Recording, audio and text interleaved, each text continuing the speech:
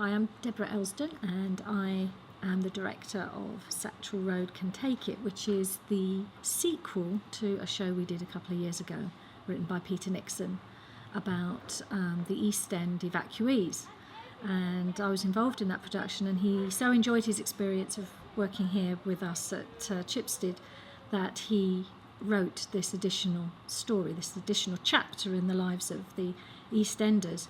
We have them back in the East End this time. Some of the kids have come home, and it's in the time of the Blitz. So this is early 1941. My character's called Jack Haynes. He's 35 and he's a firefighter. The thing that I like most about Jack is that he's quite cheeky, chappy, witty and East End compared to his wife, who's quite serious and takes everything seriously in the war effort. So I quite like the contrast between the two characters. I quite like that I've got Sixpence song, but that is because that's Jack Haynes' song, which he sings, and it's quite a fun song for everyone. My character's name is Vera Haynes. She's 35 and she works as one of the ARP. I kind of like her stubbornness because I'm not really a stubborn person. Like, I'm usually quite kind of wild and crazy, and in this character I've had to act really stubborn, and it's been quite hard, but I think I've just about managed to get there. I like It's a Lovely Day Tomorrow because it's like kind of relevant to kind of real life stuff, because like if you're having like a really bad day, then like it can only really get better. Like there's like a very small chance it can get worse. I play a guy called Albert Tuffin.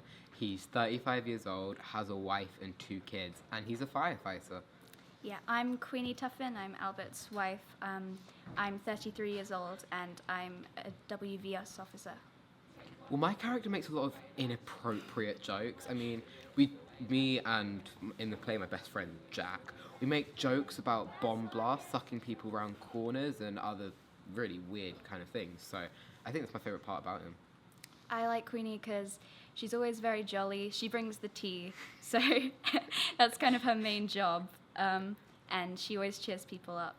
Mainly with a cup of tea. With a cup of tea, yes, of course. I have a song I like called Thingamy-Bob, which I sing about a place that I work at. I think it was originally by Gracie Fields, and I really like her voice.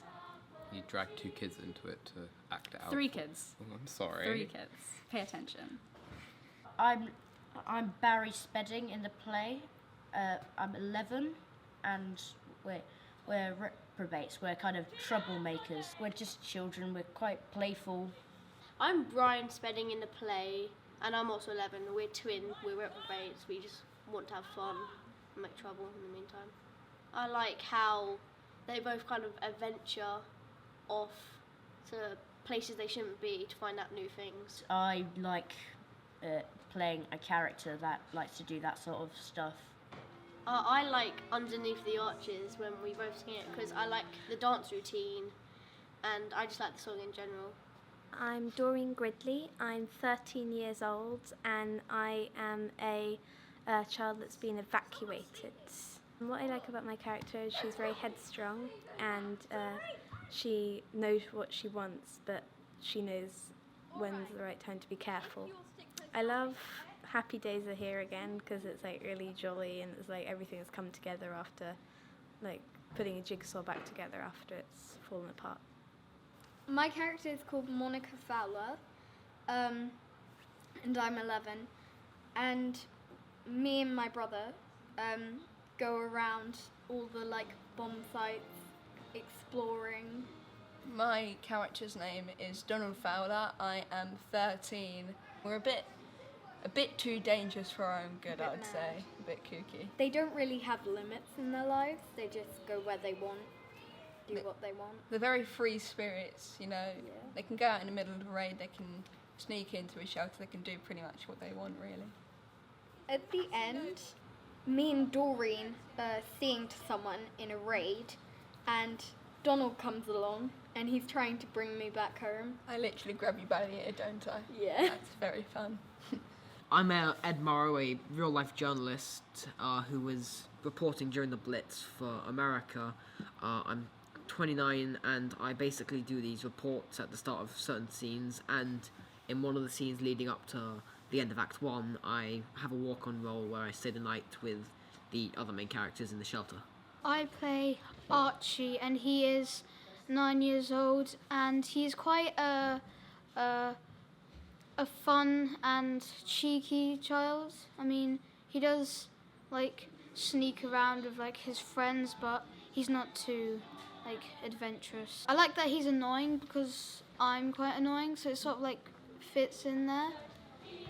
There is a scene where I come on into a group of girls and we start to play a game, and I get wrapped up in bandages, and that's quite humiliating but fun to rehearse.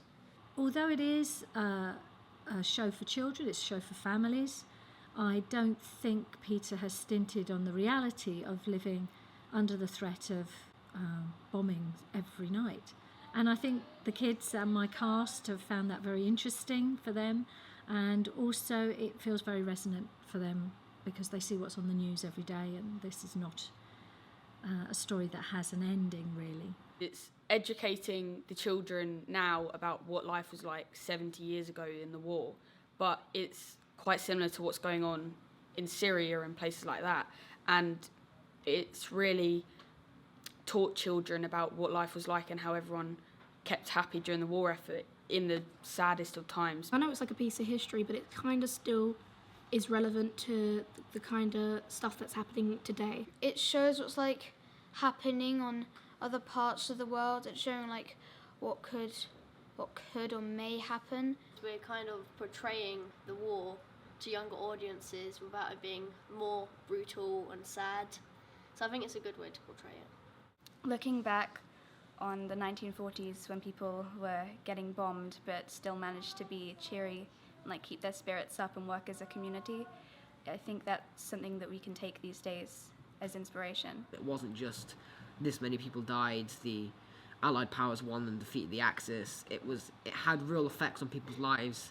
They were found homeless, convicted of petty crime, even though they didn't know it was crime, were forced to live in these cramped shelters whilst bombs rained down on them. And it's just important to remember that wars are personal and not just statistics in a textbook.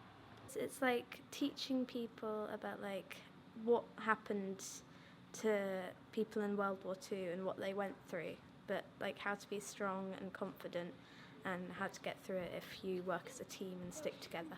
We don't really want history to repeat itself in the sense that there was all these countries at war. We just want pretty much everyone to know that this is how it happened, please don't do it again. The fact that you have like all ages coming to see this show will remind everyone about just how devastating this was and why. If you had to leave your house in a hurry, what one item would you take with you? Oh, okay. Oh, that's hard.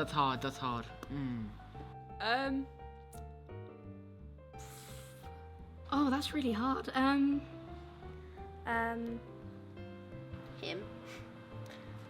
My cat, because he's just really special to me. Do my dogs collectively count as one item? Or do I have to pick one? I don't think I can pick one. My old stuffed sheep. It's just something I've had for like all of my life, and everything else, like, it has memories, but that one has the most, you know? Because you're gonna probably grab the fridge and try and like half that out the door. whole fridge? Yeah, or mainly the items inside the fridge, Okay. because I'm addicted to food, so like You grab could just everything. buy new food. Yeah, but you know, when I'm on the street, what food am I gonna eat? Ooh, if my house is No burning. one said anything about the street. Is it bad I'm stuck between my phone and my dog? I wouldn't know what one to take. Either my dog or my phone. I don't know. One of the two. My house is burning down. No Where one do you said expect? anything about burning either. Well, if I had to leave my house in a hurry, I'm kind of guessing that it's burning down.